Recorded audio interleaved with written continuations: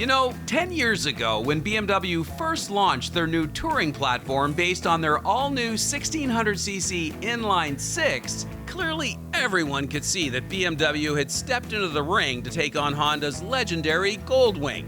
Right out of the box, the new K1600 GTL impressed, with plenty of smooth inline power, long-distance comfort and reliability, and top-notch fitment and finish. The big news for 2022 is the addition of a 6-axis IMU to the engine management system, one that monitors a new engine drag torque control, along with feeding lean angle and wheel spin into the traditional traction control system. Semi-active suspension is also now taking its cues from the new IMU. Another nice addition is the new LED lighting package with adaptive headlight function. So too the new goodbye and follow me to the door lighting feature, plus the addition of a really nice 26cm color TFT screen. Impressive. Sampling the K1600 GTL for us this week is a rider who has owned several Honda Goldwings throughout his riding career and has logged over 1 million miles in the saddle. So over to you, Ken Edick. Well, Ken, I always love getting you back on the show, and I love hearing what you have to say whenever we get one of these luxury touring machines, because you're a million miler. You've been on many, many, many big touring machines. What was your first impression? It was like deja vu all over again. I believe if you look back on the YouTube playbacks, I did the exact same bike evaluation in 2012. So here we are, one whole decade later. Yeah. The shape has not changed. It's the same engine, but from the handlebar mount up, it's an iPad. It's amazing what has happened in the dash. The familiarity of the bike was still the same as far as I'm concerned from the previous generation. There may be a little refinement in technology, but yeah, the get up and go of 160 horse, this thing moves. Brakes, you know, you've got the latest technology with braking, and what did you think of that? Well, we were doing a couple of turnarounds out there to get in camera shot every so often, so I was whooping it up and then hauling her down to the point I'm sure I could have put the nose right down and the back end lifting. Those brakes are solid, linear, predictable, and you only need a couple of fingers to do it. Incredibly powerful. Right.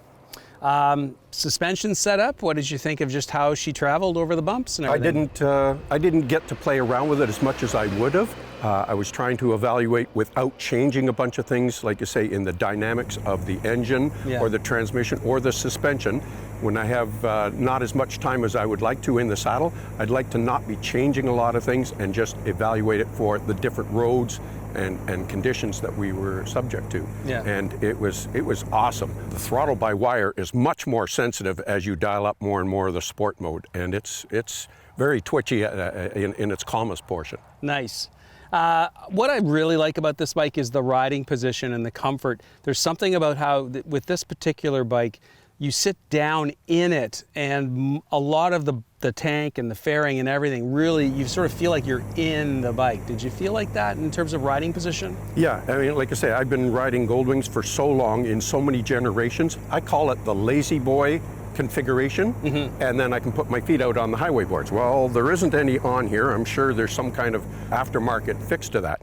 But its natural position is a much more sport-oriented position. There's quite a tuck to my knees, and for my own personal satisfaction, I'd be looking at something that lets me put my legs out when I do a long-haul super slab. Right. But this made it so maneuverable.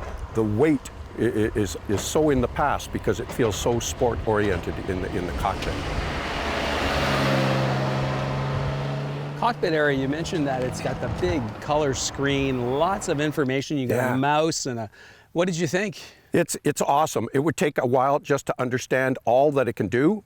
What I'm really amazed with is the fact that so much LCD technology is going into these screens. This is a real sunny day. I never had a problem ever reading what it was telling me. And they're at least standardizing on this finger wheel setup across the BMW line, which makes it a lot simpler. Yeah.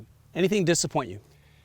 I guess the only thing is, and it's going to show my age, I would have preferred a couple of other feature buttons to be tactile buttons quickly, as opposed to, unless I've missed it, how to change the heating grips and the heated seats for me without going into menu 7, subparagraph 3, 2 over and down.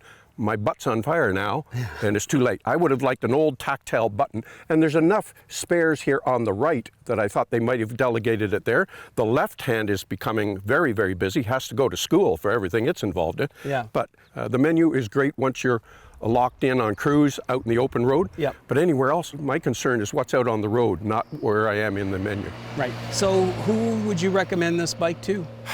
Same as anything else, this is not for the faint of heart. You are a hardcore, long-distance touring rider that expects that dependability and creature comforts and a few menus that can keep you busy of monitoring everything the engine has to offer. Right on. So what's the one lasting impression after 1,000,000 miles and riding all kinds of gold wings? What's your lasting impression of this bike? If I had this much horsepower, I would have done 2 million miles.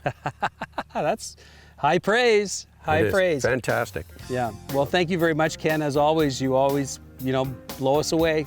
It's a great review. Thank you so much. Great bike. Thanks very much.